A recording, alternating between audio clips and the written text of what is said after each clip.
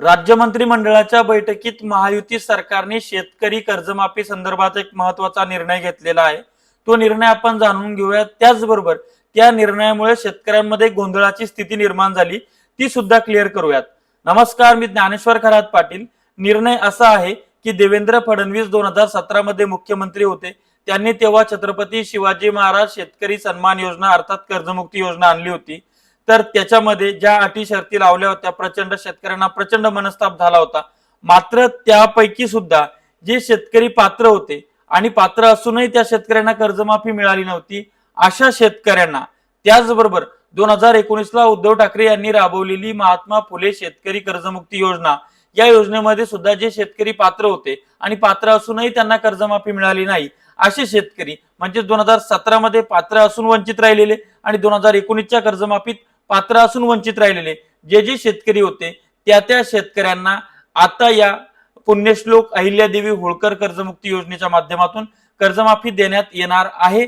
आणि त्यासाठी राज्य सरकारने जी बैठक घेतली त्याच्या माध्यमातून 14,000 कोटी रुपयाची तरतूद करण्यात आल्याची माहिती मुख्यमंत्र्यांनी मंत्रिमंडळाच्या माध्यमातून त्या ठिकाणी दिलेली आहे। आता ही एक बातमी झाली, मात्र ज्या बातम्या चालल्या प्रसार माध्यमांमध्ये त्याच्यामध्ये एक वेगळाच गोंधळ शेतकऱ्यांमध्ये निर्माण झाला।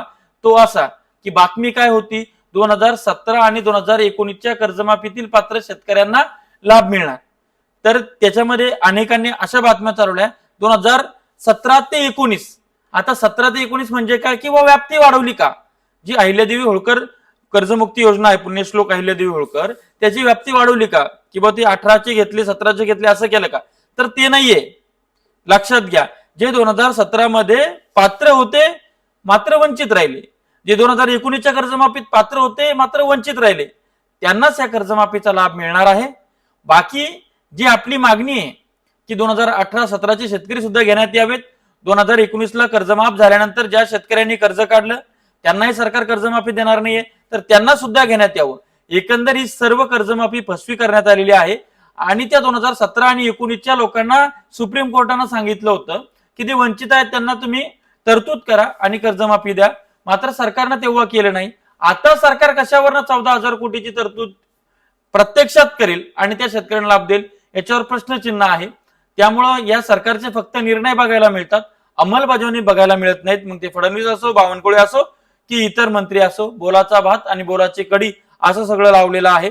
आणि या शेतकऱ्यांचा उद्रेक एक दिवस झाला तर या सरकारला सहन होणार नाही, अशा पद्धतीची अपडेट होती। धन्यवाद।